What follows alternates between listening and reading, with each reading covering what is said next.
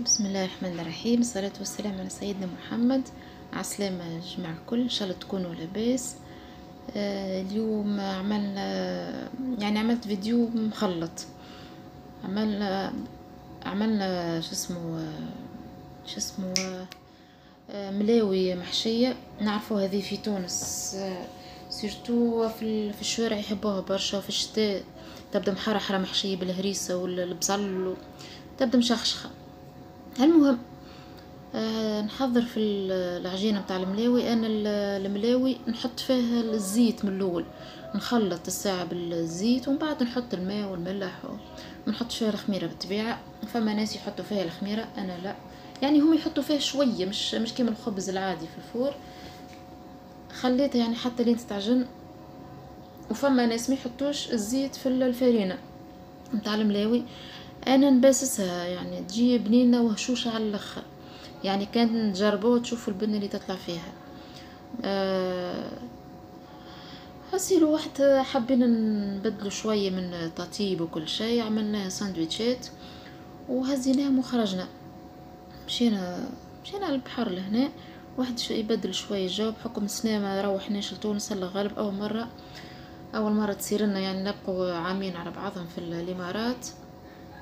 هنا حطيت طبق، حطيت فيه شوية زيت. بالطبيعة العجينة انا لا نعمل الملاوي حتى الخبز نعمله كان بالفرينة اكا هو، ما نعملوش بالسميد.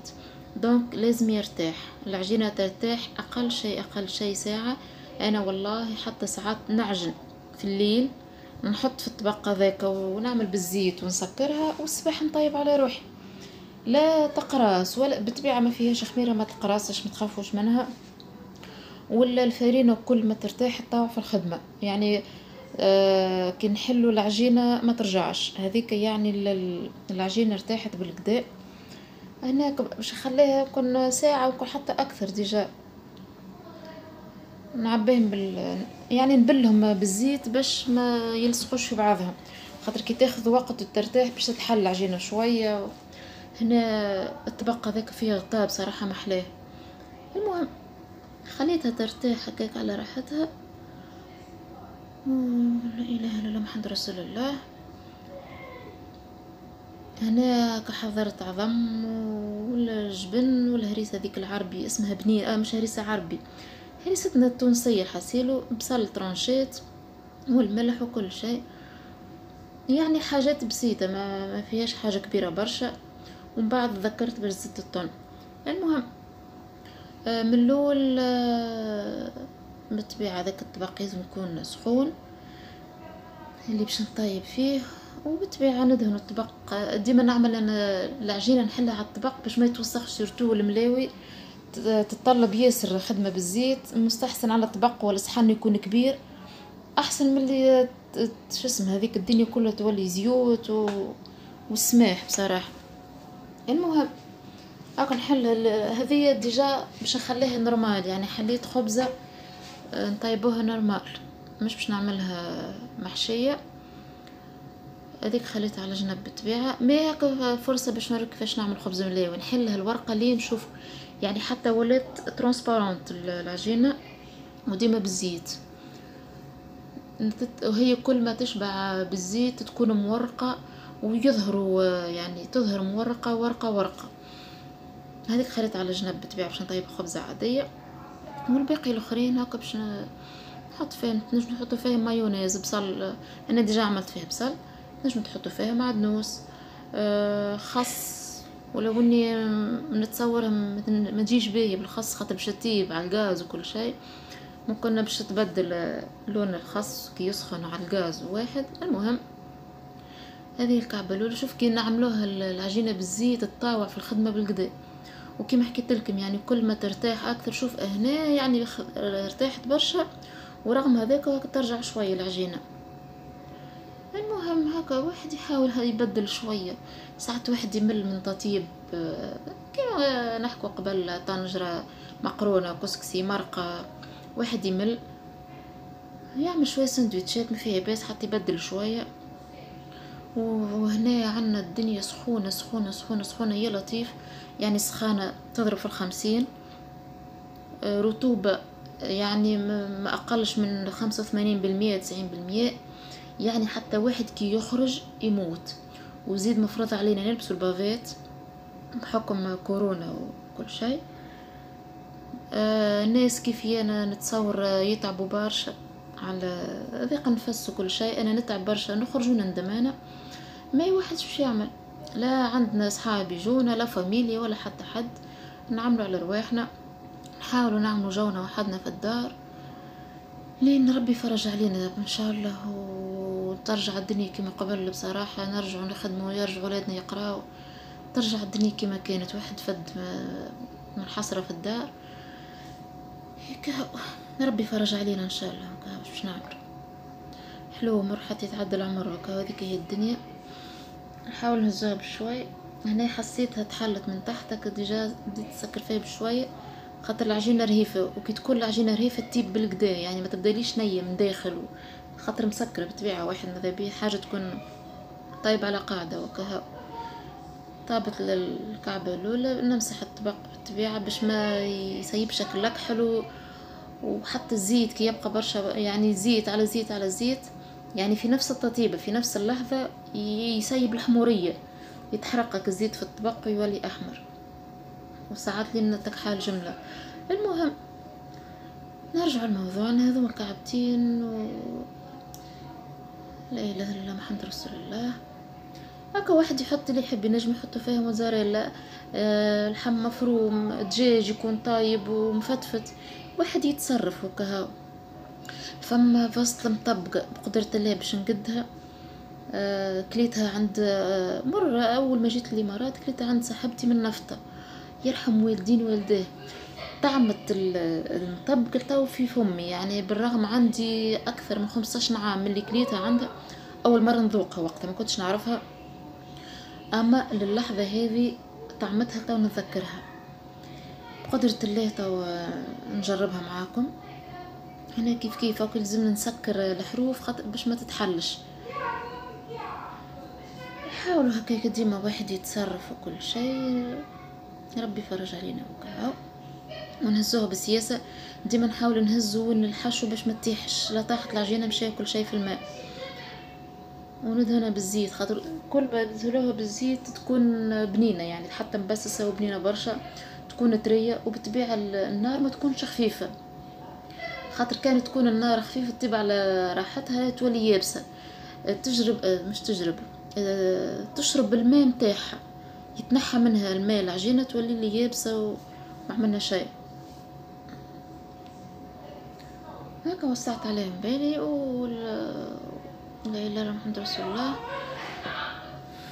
هاسيل هكا كملت. ديما ندهنها بالزيت، يعني كل ما نقلبوها الخبزة حتى نطيبوها خبزة نورمال ديما ندهنها بالزيت هكاكا تجي بنينة بنينة بنينة برشا. وش باش نحكي يا ربي هيك. هما كان يجوك عباد صغار تكون احسن، يعني الكرات العجينه يكونوا اصغر، تجي صغيره وما تجيش معوجه هكاك ديجا هكا ديفورمي. انا جاو الكعبات ما يكون الحمد لله وكها. المهم ماكله نظيفه في الدار، حاجه تونسيه بصراحه. سيرتو احنا قبل هكا كي راحوا في الصيف واحد هكا ينحي شاوته من تونس هنا السنه هكا. هذه خبز بعد ما حضرت كل شيء. لا اله الا الله محمد رسول الله. اليوم ماشيين للبحر. شوفوا ماما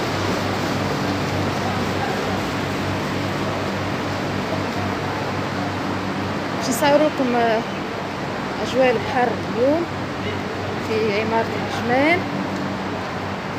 وشوف يعني بحورات الامارات، فرق بين بحورات تونس والامارات. يعني كي تشوفوا الفيديو انتم تفهموا شنو الفرق، ايش نقصد بالفرق. هاسير تا في طريقنا للكرهبة، وان شاء الله يعجبكم بحر عجمان. اوكي هنا لاحظت حتى والله نتكلم بالسيف. انا عندي مشكلة في النفس وزيد رطوبة وسخونة ونلبس البافيت، يعني نعمل مجهود باش تكلمتك شوية الكلمات. يعني عملت مجهودي لين ما عادش فيا. المهم ان شاء الله بعد تعرفوا واش نقصد به الكلمة، تشوفوا الفرق بين بحر تونس.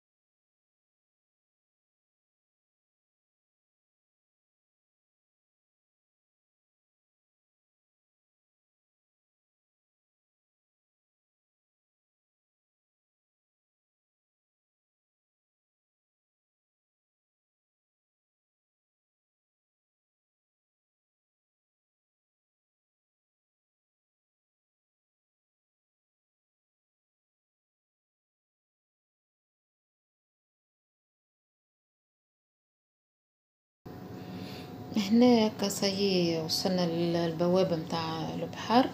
هنا باش تعرفوا ايش نقصد، يعني شوفوا الفرق بين بحورات تونس وبحورات الامارات. بحورات تونس بسم الله ما شاء الله، يعني حتى تمشي عائلة وحدها تعمل جو، فما بالك يمشوا زوز ثلاثة عائلات، مش سلفات لوزات، يعني من العائلة صاحبات، يعني فما جو. هنا ما يزي واحد في غربة وزيد البحر كيفاش يعني هاكو ديجا ظاهرة من هنا فاضي يوحش، وزيد نهارتها كلي فما شوية ريح، هاكو ديجا ظاهرة من العلامات شوية ريح، ما فماش جو، يعني لومبيونس متاع بحوراتنا في تونس ما فماش. هنا تمشي تعمل غطسة أكها، وحتى كان جت غطسة واحد يستمتع به، ما أقسم بالله سخون سخون سخون يشوي، يعني بالاسم واحد كما نقولوا احنا في تونس واحد يمشي كيفاش يبرد عظامه في البحر. هنا كل حد في كرهبته أكها، ما فماش هك الجو، يحسر على جونا في تونس والله. في بالنا احنا هكا كل صيف كل عام نمشوا كي نهبط لتونس نمشوا للبحر. السنة في بالي باش نعمل جو يا والله، السنة أول مرة يعني بكل العوام الكل أول مرة نمشي لبحورات لهنا. ما نحبش خاطر علاش واحد يمشي لتونس وكل شيء نعمل على بحورات تونس، بحوراتنا فيها جو بصراحة محلاها. باش نعملوا الحمد لله على كل شيء وكها. بالطبيعة ما تنسونيش ان شاء الله في الاشتراك في القناة، اعملوا سبسكرايب او ابوني، ويسوكم حتى حاجات جديدة. نعرف حاجات مش كبيرة برشا، ما هكا على قليل نتونس شوية في الغربة. ها كان انا ولا المرأة هذيك ولدها ولا بنتها يعوموا في البحر اكا، تخيلوا ذي عمرها ما صارت. ان شاء الله عجبتكم خرجتي اليوم، وفي الامان وباي باي.